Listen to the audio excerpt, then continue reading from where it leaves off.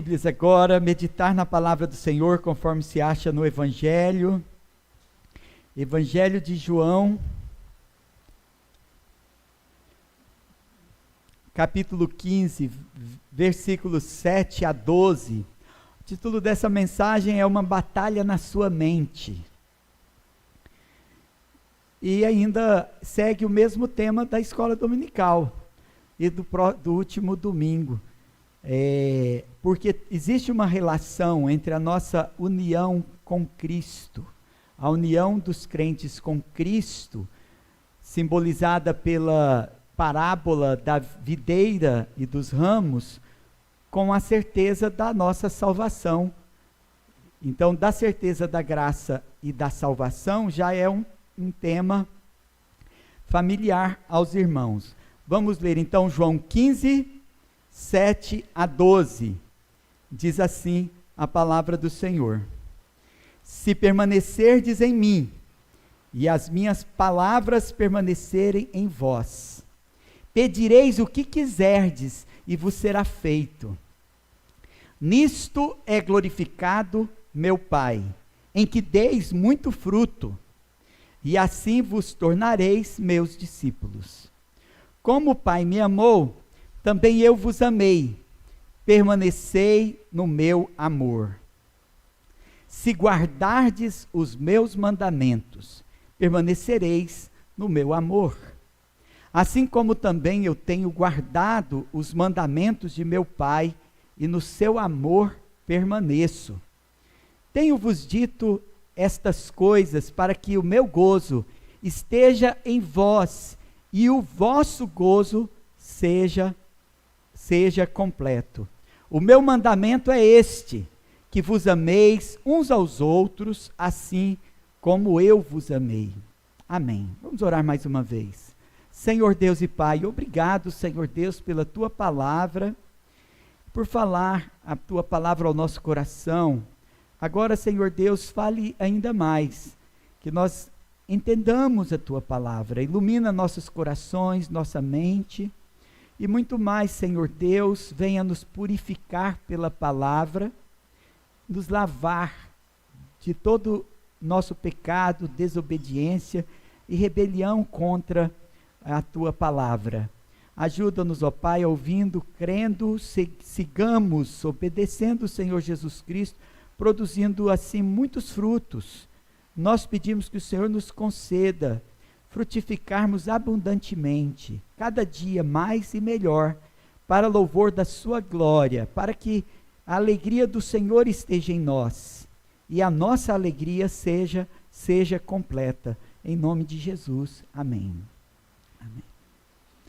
Irmãos, os israelitas, eles se consideravam a vinha do Senhor, mas o seu culto era hipócrita, sua religião era infrutífera. Jesus então gasta a maior parte do evangelho anunciando, ou denunciando, né? Ele gasta a maior parte do evangelho denunciando o culto hipócrita e o modo de vida infrutífero daqueles judeus e de pessoas assim, porque nós sabemos que é tão atual e relevante o evangelho para nós. E ele gastava, proporcionalmente ao tempo que ele gastava denunciando a religião hipócrita, ele apresentava o caminho de uma religião que fosse do coração, de uma mente transformada, de alguém que fosse cheio do Espírito Santo e se tornasse habitação de Deus. Jesus anuncia o evangelho, o reino de Deus, como o único caminho para a salvação e para a verdadeira adoração.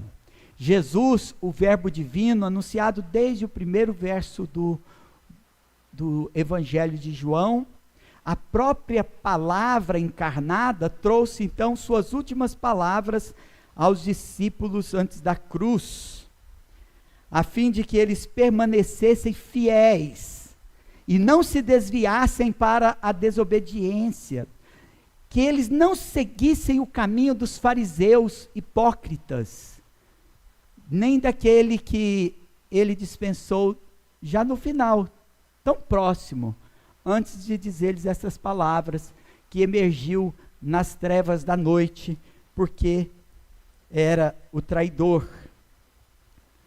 Ele diz isso para que eles não se desviassem à incredulidade, idolatria, hipocrisia e frieza espiritual.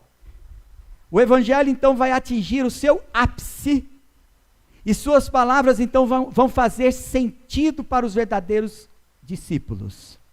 Quem é o verdadeiro discípulo de Jesus? Posso me tornar um de seus discípulos? Então, como Jesus pode manifestar, ou como Jesus pode se manifestar em minha vida? O eleito se torna um discípulo quando frutifica. Então não é uma escolha nossa, mas é resultado da operação da graça nos eleitos. O eleito se torna um discípulo quando frutifica. Torna-se discípulo de Jesus. Primeiro, aquele que permanece nele e frutifica. E nós vamos ver isso do verso 7 a 8. Torna-se discípulo de Jesus aquele que o ama e guarda os seus mandamentos. Versículos 9 a 10. E torna-se discípulo de Jesus aquele que ama como ele amou. Então vamos ao primeiro ponto, como eu destaquei. Eu espero que faça algum sentido para você. Trata-se de como Cristo se manifesta em nós. Torna-se discípulo de Jesus Cristo aquele que permanece nele e frutifica. Vamos ler novamente o verso 7. Ele diz assim: se permanecerdes em mim, e as minhas palavras permanecerem em vós, pedireis o que quiserdes e vos será feito. Olha, Jesus ilustrou essa união vital, contínua entre nós e ele, na parábola da videira e os ramos. E o primeiro elemento indispensável para que os ramos da videira frutifiquem é a permanência. O ramo, se fosse cortado, lançado fora, secaria, e para mais nada serviria, senão ser lançado ao fogo queimado. Então, a permanência. Nosso Senhor comunica a necessidade absoluta de uma união real e contínua, ou uma permanência nele, na videira verdadeira, estando a palavra de Cristo habitando em nós. Então veja como Paulo ora pela comunhão dos colossenses. Vamos ler Colossenses 3,16.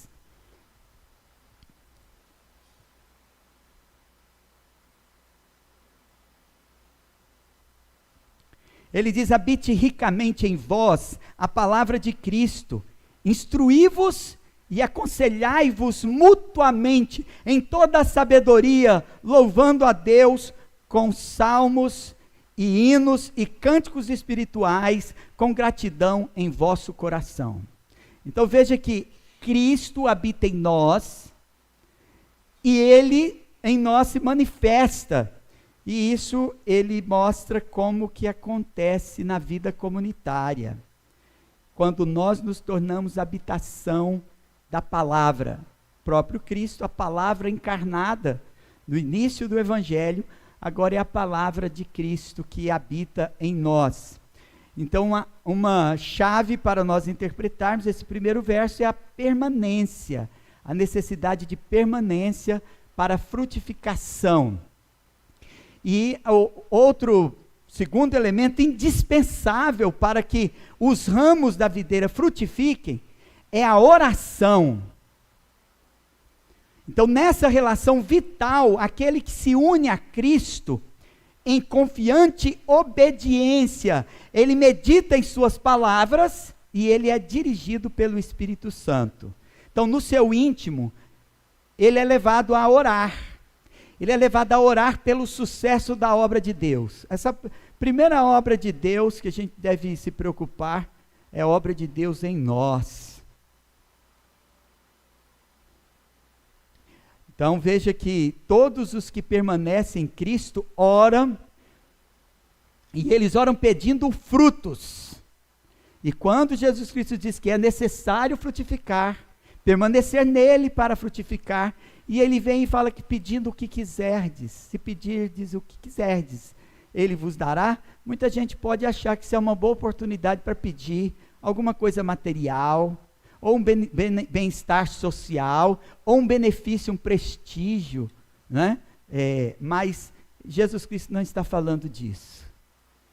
Jesus Cristo está falando de frutificar para a glória de Deus como verdadeiros discípulos.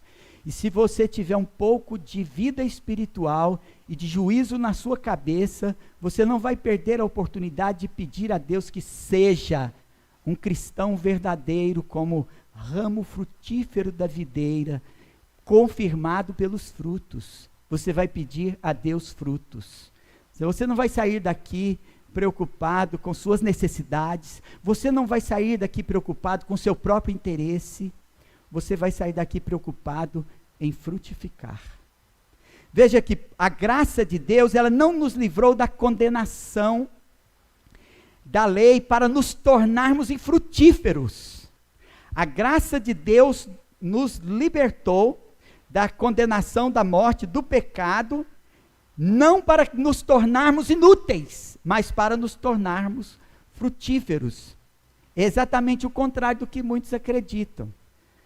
Como o apóstolo afirma em Romanos 7:4, ele diz: assim, meus irmãos, também vós morrestes relativamente à lei, por meio do corpo de Cristo, para pertencerdes a outro, a saber, aquele que ressuscitou dentre os mortos, a fim de que frutifiquemos para Deus. Então ele disse: vocês não foram libertos da lei, da condenação da lei, da sentença de morte, para viverem no pecado, ou para viverem escandalizando o santo nome daquele que vos comprou com seu próprio sangue. Ele não vos tirou das trevas para a luz, ele não vos ressuscitou, trazendo da morte para a vida, para vocês simplesmente viverem uma vida infrutuosa, mas muito pelo contrário, para que frutifiquem em Deus. Então, se permanecemos em Cristo, suas palavras permanecem em nós. A vida de Cristo se manifesta na nossa vida. Parece tentador receber algum benefício social, quando a gente lê, se pedirdes o que quiserdes, aí a gente já vem logo pensando numa bicicleta, né? Ou alguém mais velho pode pensar num carro novo, outro numa casa melhor, quem sabe um rancho, um sítio.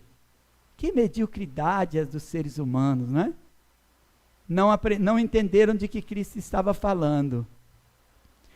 Nós podemos pedir o que quisermos ao Pai, mas aqueles que permanecem em Cristo, aqueles que oram segundo a vontade de Deus, conforme nos é apresentada nessa palavra, eles buscam em oração tudo que dê glória a Deus. Como frutificar para a glória de Deus? Então, Jesus Cristo disse assim: nisto é glorificado o meu Pai. Em quê? No que vós pedirdes. Então, será que o que pedimos a Deus é para a glória de Deus mesmo? Senão nós não podemos dizer: nisto é glorificado o meu Pai. Ele diz assim: mas em que? O que pedir para que realmente a gente esteja coerente com a palavra de Deus? Em que pedis, para quê? Deus é glorificado em que pedis. Ele diz assim: nisto é glorificado meu Pai, em que deis muito fruto. Assim vos tornareis meus discípulos. Então você não pode ser como os pagãos, que eles estão preocupados em fazer da religião um meio de manter sua autoestima, sua motivação para o trabalho, ou quem sabe abrir as portas da sorte para que eles se enriqueçam nesse mundo, se tornam felizes e bem-sucedidos nos negócios, no amor.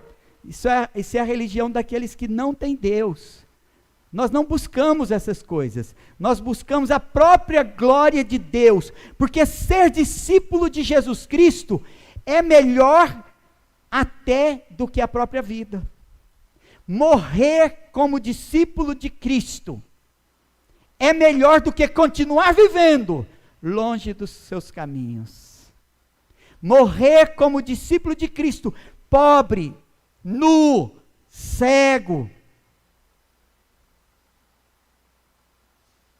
paralítico, excluído, na sarjeta, como servo seguidor de Jesus Cristo, é melhor do que ganhar o mundo inteiro e perder a sua alma, parafraseando o próprio Cristo, falando no Evangelho.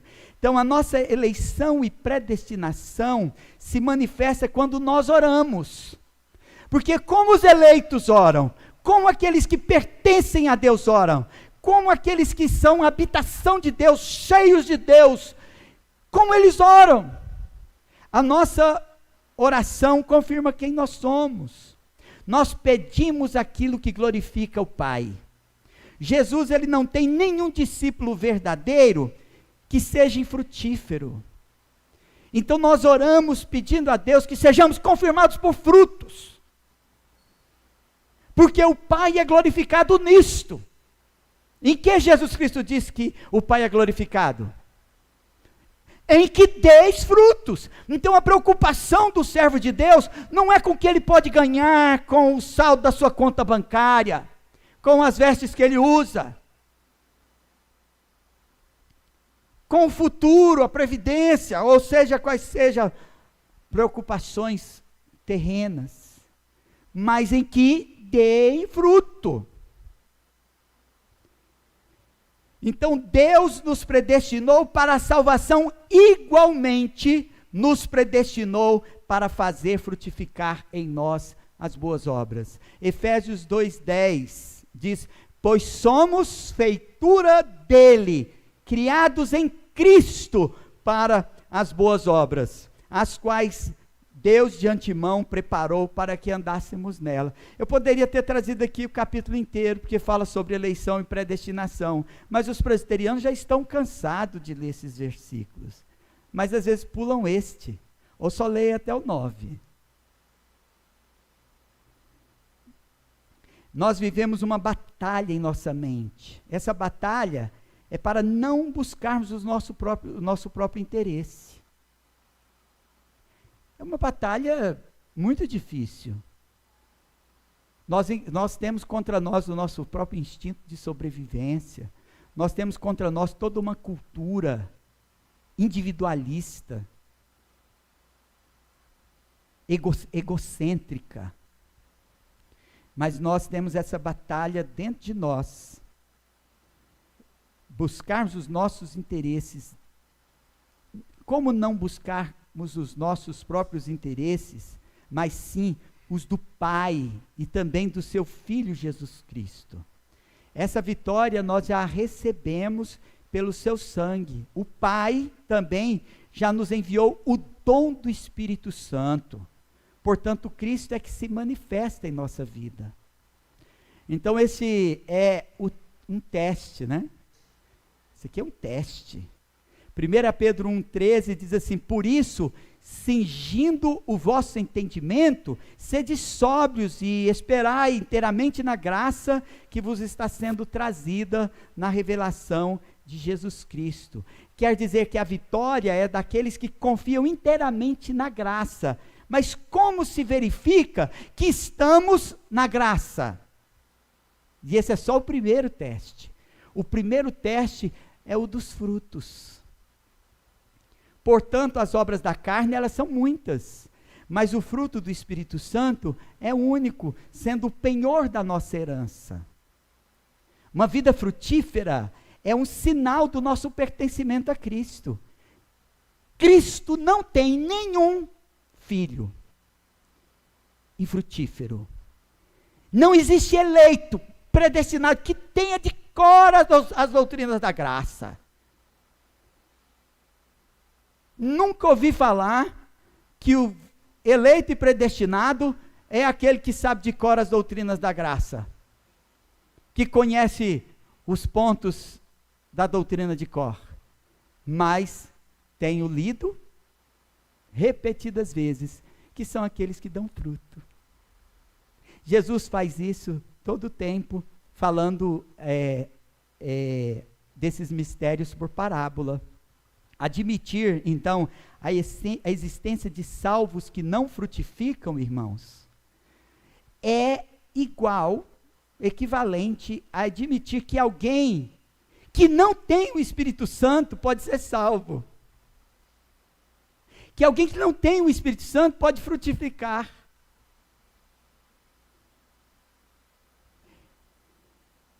Que é impossível.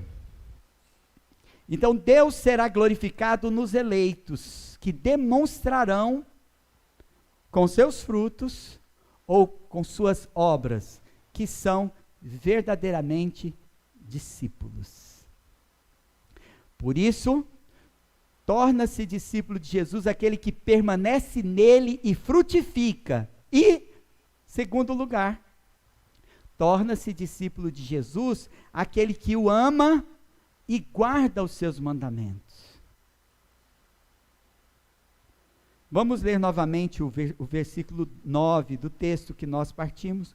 Texto de João, capítulo 15, versículo 9, diz assim: como o Pai me amou, também eu vos amei, permanecei no meu amor. Então, essa permanência que ele diz antes, permanecei em mim, agora ele diz, permanecei no meu amor. Então Jesus Cristo descreve o seu amor comparando ao amor do Pai por ele. Como o Pai me amou, também eu vos amei. Então Cristo, ele insiste aos seus seguidores para permanecerem nele, em mim, dizendo agora, permanecei no meu amor. Então muita gente acredita que não existe uma relação de amor. Olha, isso é muito sério, irmãos. O mundo de hoje está tão louco. As coisas que se ensinam nas redes sociais, as coisas que você aprende às vezes na escola, está te levando para tão longe de Deus, porque hoje em dia muita gente, então, passa a acreditar que numa relação de amor, não se exige obediência. Numa relação de amor, não se corrige. Numa relação de amor, não se nega. Não se frustra. Veja que isso não é cristão.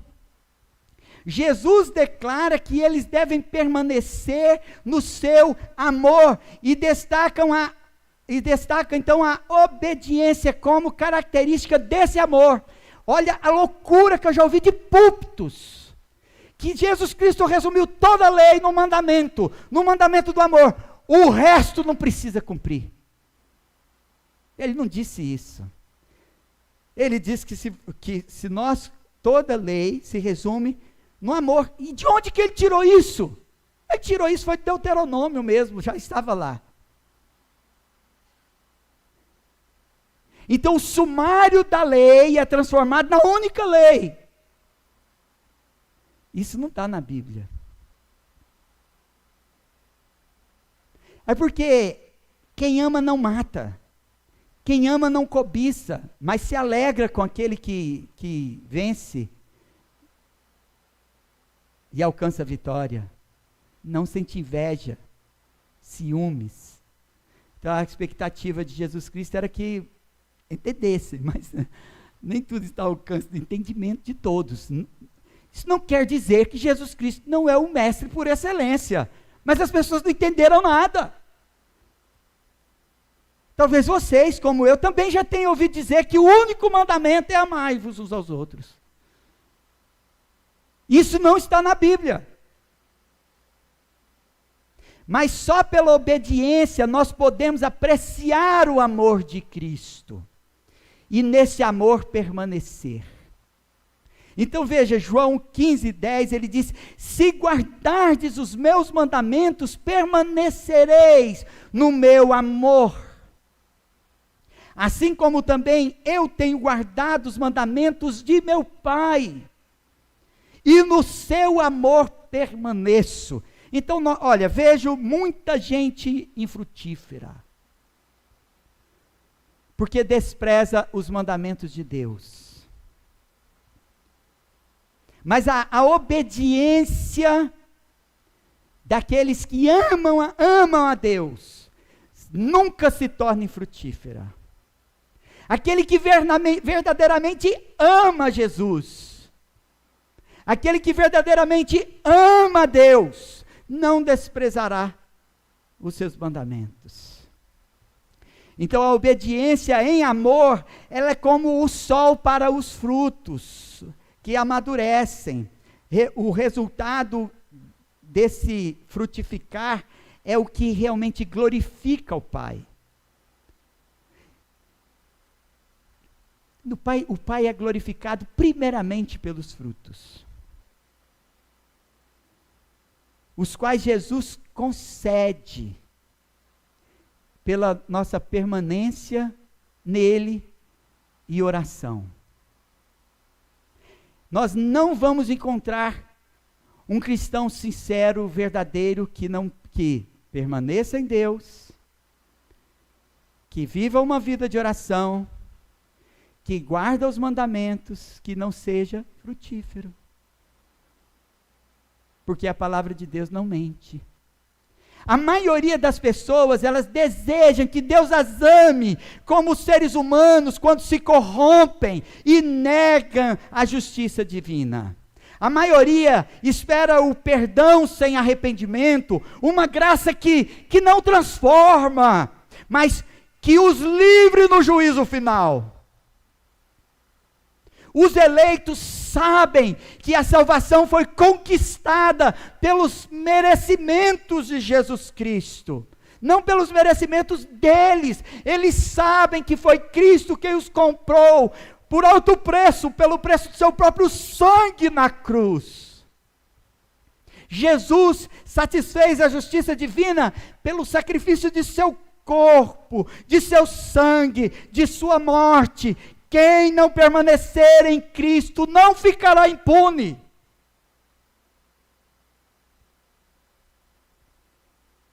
Por isso que nós presbiterianos, a gente conhece muito bem as doutrinas da graça, principalmente da salvação pela graça, mediante a fé, sem obras.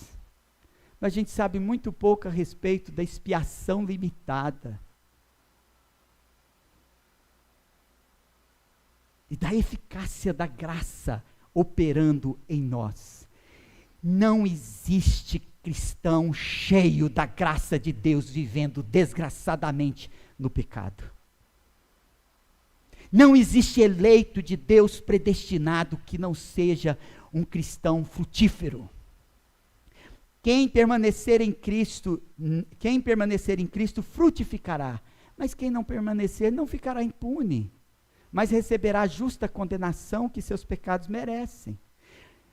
Uma vez salvos, nós devemos saber que se estamos nele, e ele está em nós, como Cristo prometeu: eu estarei em vocês, vocês estarão em mim.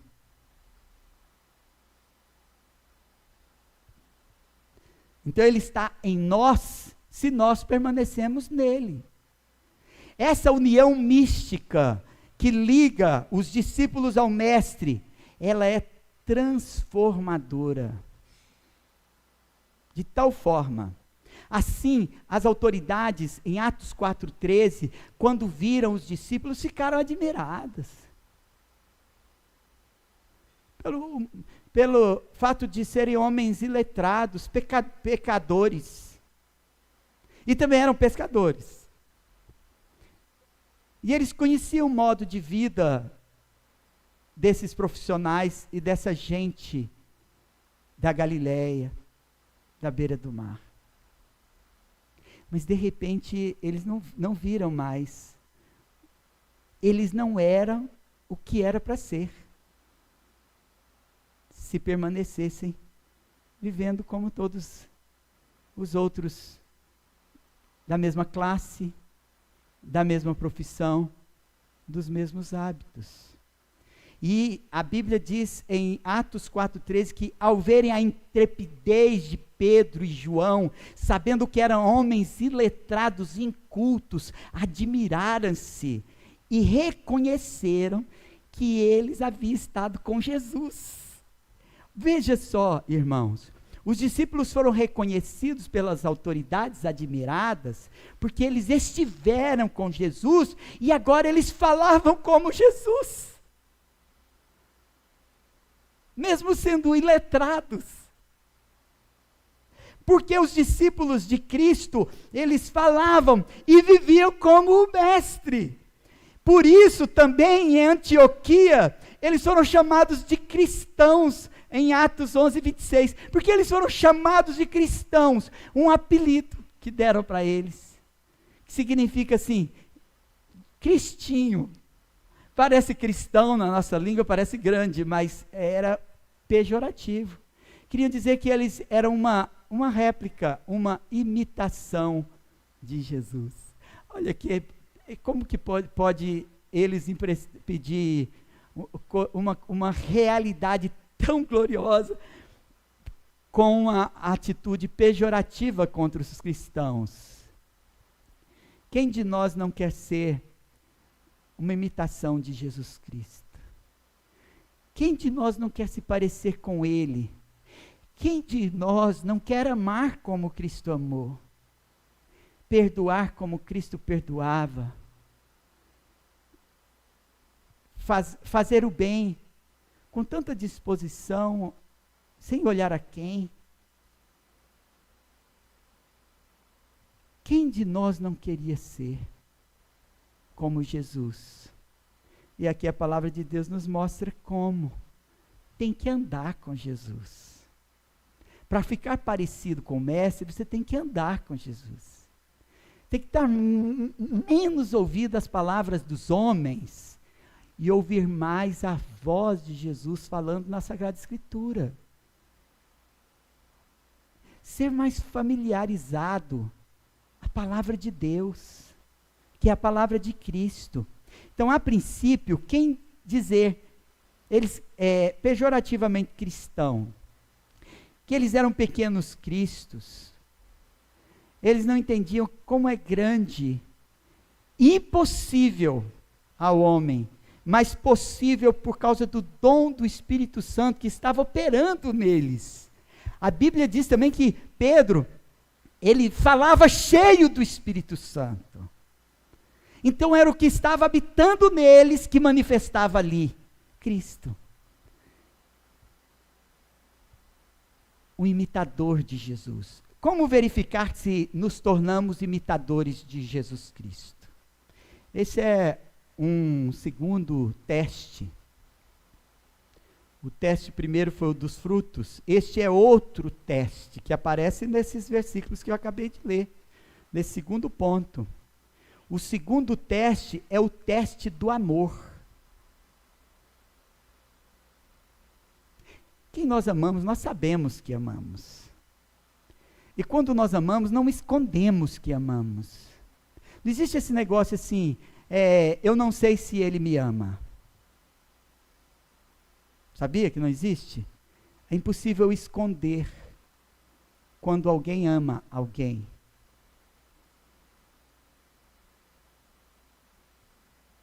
É fácil saber se alguém te ama. Quem te ama, se preocupa com você. Quer seu bem. Se alegra quando te vê.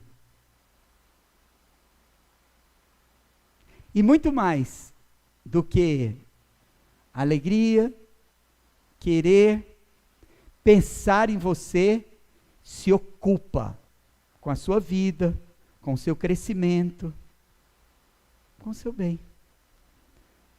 Tem como alguém te amar e se esconder?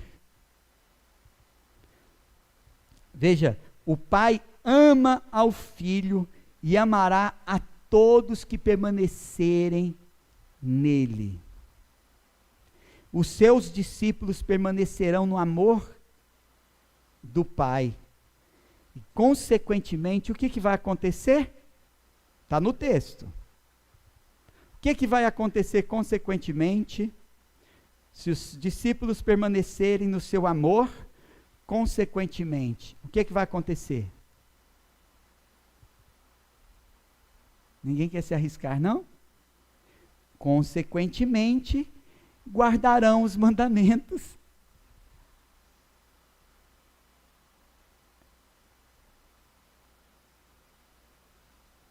Porque torna-se discípulo aquele que o ama e guarda os seus mandamentos.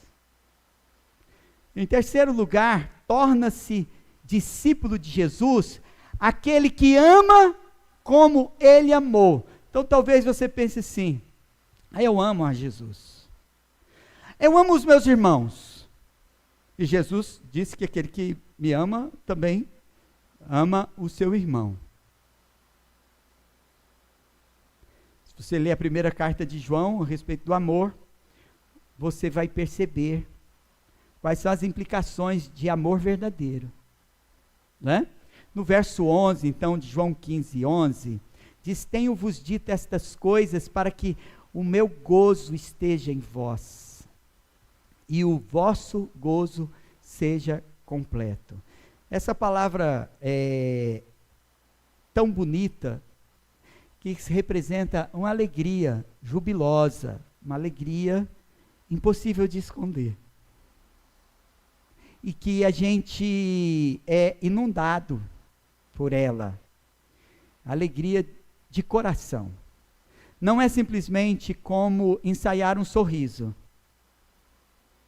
Não é somente como ensaiar um sorriso. Você vai lá na frente do espelho, você coloca a sua roupa e olha como você está. Aí, por mais que você se arruma, você acha que não está muito bem, né? Aí você ensaia o sorriso. Aí você descobriu o que estava faltando. Estava faltando um sorriso. Não é como ensaiar um sorriso.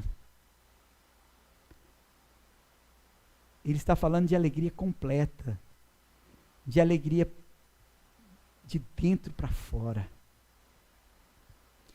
Permanecer em Cristo é dar muito fruto. Mas não, como é difícil se alguém tiver que frutificar sem querer. É impossível você fazer uma planta estéril produzir algum fruto. Certo? Tem, claro que existe enxerto, mas a gente não é o assunto desse sermão, não é? Não é verdade? E mesmo assim não é uma ordem natural das coisas, né? Mas permanecer em Cristo e dar muito fruto, viver nele e ele em nós, numa vida de obediência, em amor, amar a Jesus e amar também os outros como Jesus nos amou, só pode trazer o maravilhoso resultado de uma vida de felicidade. Tem muita gente ruim perdendo tempo em consultório psicológico. Sabia, irmãos? O infeliz não vai ser feliz nunca, se ele não encontrar a verdadeira felicidade dentro do seu coração. Ele não vai ser feliz porque tem tudo o que pediu, porque não aprendeu a pedir o que convém para ser feliz. Tudo que ele tem, às vezes está no sonho, ou de alguém que desistiu de sonhar, porque considerava tudo que ele tem como alguma coisa impossível. Mas isso não tem nada a ver com a felicidade, porque essa pessoa permanece infeliz. Então nós somos tentados a acreditar que o pecado produz alguma felicidade. Nós somos tentados a acreditar que quando nós estamos perto de Jesus Cristo, nossa felicidade ainda não vai ser completa, se nós não alcançarmos os nossos sonhos, não cumprirmos com os nossos deveres, nós não alcançarmos algum prestígio. A nossa felicidade, ela é completa em Cristo, por Ele mesmo. Ele é o completo que deve ser buscado. E se permanecermos nele, então, nós conservamos a felicidade, porque ela já nos foi dada em Cristo. Ele já é melhor do que dinheiro, melhor do que muitos bens na vida, ele já é melhor do que todo prestígio, fama, ele já é melhor do que os nossos sonhos que nós trazemos, de coisas materiais, de coisas passageiras. Muita gente, quando alcança, já está vendo que vai ter que deixar. Veja, irmãos, que aqui a alegria em Cristo, chamada de o gozo em Cristo, é completo, porque não está baseado nas coisas que a gente possui, nem nas coisas que a gente faz, porque nós não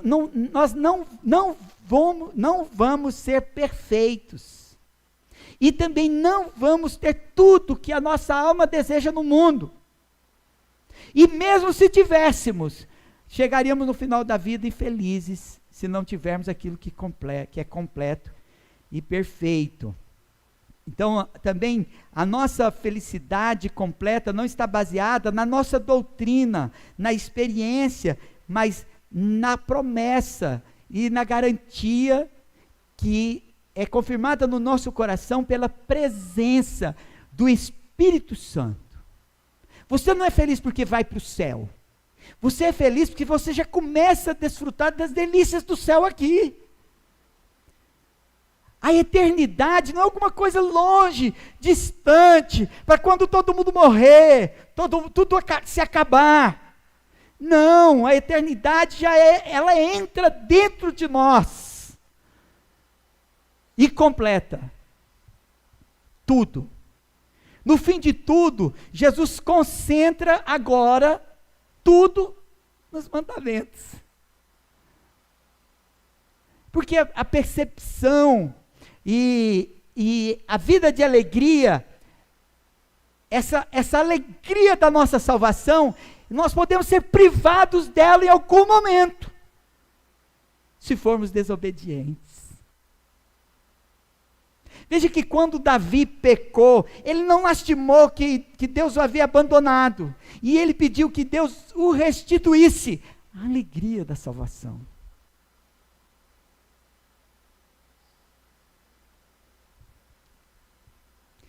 Então Jesus concentra todos os mandamentos na lei do amor, e em João 15:12, ele diz: o meu mandamento é este, que vos ameis uns aos outros, assim como eu vos amei. Então Jesus consola com sua promessa do outro Consolador, isso que ele faz desde o capítulo 14, porque ele também é outro, mas o mesmo Consolador. Depois ele ilustra essa relação frutuosa, maravilhosa, completa, que manifesta Cristo no mundo, na parábola da videira e dos ramos. E essa relação vital e contínua, tão próxima aos seus discípulos, está muito bem figurada. Depois, ele ilustra seu amor com o seu próprio sacrifício a consumar-se no dia seguinte. Quando eles ouviram isso aqui, Jesus só dizendo o seguinte: vocês vão amar como eu vos amei. Era como se ele dissesse aqui: agora vocês esperam um pouquinho, e vocês vão ver o que eu vou fazer para vocês. Vocês não sabem como é, e eu também não vou dizê-lo agora, como que eu vou fazer. de forma completa, tão bem ilustrada, desenhada. Vou dizer para vocês entenderem, que vocês têm muita dificuldade de entender. Então eu vou desenhar, mais ou menos como se ele dissesse isso. E aí ele foi para a sua morte na cruz. Dizer como nós devemos amar os nossos irmãos. Eu sei que ele foi nos salvar. Eu sei que ele foi dar a vida por nós. Então pode ser que a falta de frutos em alguns de nós tenha a ver com a ignorância desses seus seguidores, não é? Então alguém pode estar no mesmo patamar aqui desses irmãos, que nós estamos num ponto de vista privilegiado da história, não é? Eles ainda não. Eles estavam um dia antes dessa crucificação. Nós estamos quase 2000 anos depois. Mas ainda tem gente que não conhece, não sabe. Como assim, Jesus? Como assim eu devo amar o Anatote como o Senhor me amou? Como assim, Jesus? Eu devo amar a Valéria como o Senhor me amou? Como é que se faz isso? Então pode ser falta de saber, ou de conhecer, como Cristo quer e ordena expressamente que vos ameis assim como eu vos amei. O amor pode ser fingido. O amor pode ser fingido. Você pode ter uma pessoa que te abraça, que te ama, não é? Até a página 3, se você falar que você precisa dele, você está morto. Se for verdade. Falei, minha vida depende de você. Aí você está morto. Não existe isso? Então o amor pode ser fingido, mas o verdadeiro amor é aquele no qual Cristo se manifesta. Quando nós amamos como Ele amou. E esse mesmo amor, ele é usado aqui por Jesus Cristo, e é usado na carta de Paulo, com relação ao amor conjugal. Ele diz que é assim que nós devemos amar nossas esposas, dando a nossa vida por elas. Mas não é verdade que tem homens que dizem que amam suas esposas, mas que se ouvir um barulho no quintal, ele olha para ela e fala, vai lá, você. Não é assim?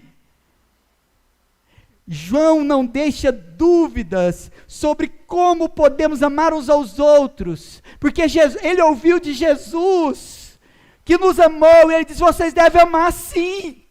Ele demonstrou como era o amor, e João viu, porque João não fugiu. E foi o único. Estava lá do lado da mãe dele. Não sei se é porque ele era menor. A mãe dele não deixou ele ir embora. Então você vai ficar aqui comigo. Não sei, né? Acredito que não. Brincadeiras à parte, ele estava lá.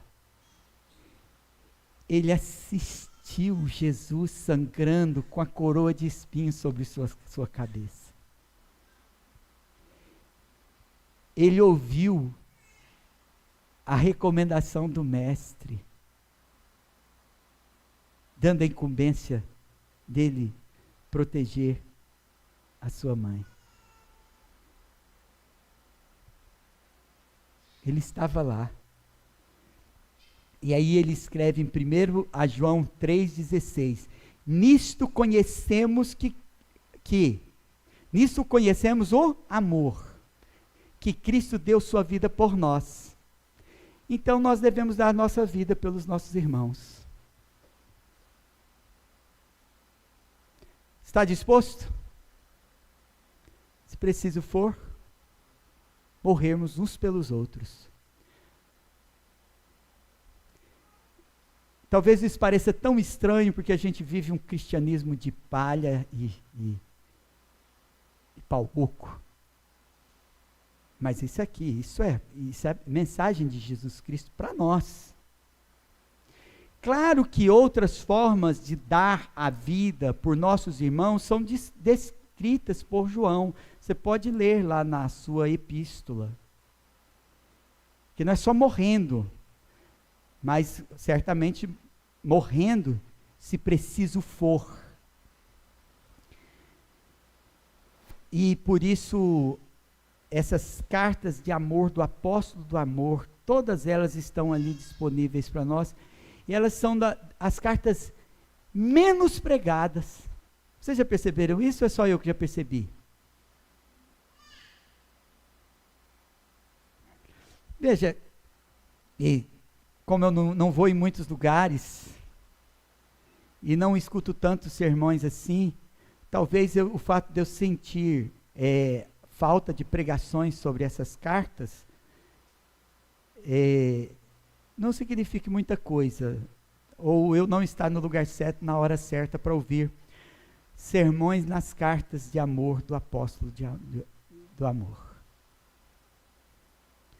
Se é que nós somos seus discípulos, então muitas vezes esse teste é apresentado para nós. Porque torna-se discípulo de Jesus aquele que ama como ele nos amou. Então nós concluímos que nós somos purificados pela palavra de Cristo, não é? Ela nos provoca, e provoca uma batalha na nossa mente. Isso é bom. Isso é bom, essa batalha na nossa mente. Não era meu propósito lançar mais dúvidas do que certezas da graça e da salvação. Mas quanto à doutrina da certeza e da graça da salvação, nós devemos e somos desafiados pela Sagrada Escritura sempre. Isso é muito forte nas cartas do apóstolo do amor, quanto é muito forte também nas cartas de Paulo, expressões que começam com essa partícula se. Se é que somos salvos, confirmamos então pelo teste dos frutos. Se é que somos salvos, confirmamos então no teste do amor. Se é que somos salvos, confirmamos também no teste dos mandamentos. Então eu não quero conduzir para longe de Jesus a mente de vocês, mas para perto do verdadeiro Jesus e do verdadeiro Evangelho. Conduzir nossas mentes e corações ao esclarecimento da verdade que foi revelada pelas palavras de Cristo. O eleito se torna discípulo, e ele no final diz assim: vos tornareis meus discípulos, se permanecerdes, se me amais, e amai-vos uns aos outros, como eu vos amei, se guardais os meus mandamentos, se vos tornareis meus discípulos. Foi Jesus que disse. E o eleito se torna um discípulo quando frutifica. E torna-se discípulo aquele que permanece nele e frutifica. Aquele que o ama e guarda os seus mandamentos. Aquele que ama como ele nos amou. E talvez você prefira uma palavra mais dura do mestre, seguida de uma ameaça. Aí é só você ler o texto de Apocalipse. Apocalipse 2,5 diz assim: lembra-te, pois, de onde caíste, arrepende-te e volte à prática das primeiras obras. Se não venho a ti, removerei do teu lugar o teu candeeiro, caso não te arrependas. Tá bom assim? Palavras de Jesus. Mais suaves, mais doces, não existe. Porque a gente relaciona amor como a gente aprende na cultura. Amor que não repreende, amor que não corrige, amor que não dá regras, amor que tudo é doçura e tudo é condescendência com o erro. Mas aqui está a palavra de Jesus Cristo cheia de amor. Portanto, volte aos primeiros frutos, volte ao primeiro amor, volte aos primeiros mandamentos, volte à aulinha de catecúmenos, onde você aprendeu os 10 mandamentos. Volte e que um dia o Senhor contemple a obra acabada, um dia começada em vocês, né? Em nós, nos pastores também, não é? Venha aquele que nos amou antes mesmo que nascêssemos, aquele que foi obediente até a morte e derramou na morte de cruz a própria vida, o próprio sangue por nós. Então, há tanto tempo, porque nós não sabemos quanto, mas acho que tem mais uns 5 minutos ainda, porque nós não sabemos quando tocará a última trombeta. Nós não sabemos. A gente sabe que o tempo da graça vai esgotar. Mas ainda existe um ultimato. Ainda existe uma oportunidade. Glória a Deus, porque ainda não esgotou. Não esgotou o tempo da graça e você ainda pode se arrepender de seus pecados e se entregar hoje a Cristo e tornar-se seu discípulo. E hoje nós vimos como. Abaixe sua cabeça então e vamos orar. Senhor Deus e Pai, Deus Todo-Poderoso, obrigado, Senhor Deus, porque nós temos orado e buscado no Senhor frutificar. Obrigado, Senhor Deus, porque temos recebido as suas promessas e muitas vezes questionado nosso próprio proceder, se é fiel. Se manifesta Cristo no mundo, se de fato Cristo habita em nós, e também o Pai e o Espírito Santo, operando em nós poderosamente, para que cheios da graça, possamos também transbordar da graça de Deus, proclamando Cristo no mundo, enquanto nós aguardamos a sua vinda, vivendo como convém lembrar, com um olhar no céu, mas não fixo lá, mas o olhar para o lado, para o nosso irmão, um olhar de amor, um olhar de quem viu, esteve sob o olhar de Jesus. Essa experiência fisicamente, corporeamente, nós não tivemos, Senhor. Mas o Senhor nos tem concedido o dom da fé, para que nós cresçamos, que estamos sob o olhar do Senhor. Isso é tão maravilhoso quanto, Senhor, é tremendo, e às vezes aterrorizante, saber que os olhos do Senhor estão sobre nós, que o Senhor procura adoradores que o adorem em espírito e em verdade, que o Senhor exige de nós, permaneçamos, que oramos pedindo a Deus que frutifiquemos, e que amemos também uns aos outros, assim como o Senhor nos amou. Obrigado, Senhor Deus, por esta palavra, que o Senhor mesmo, ó Pai, faça com que ela produza seu fruto abundantemente, para louvor da sua glória, em nome de Jesus. Amém.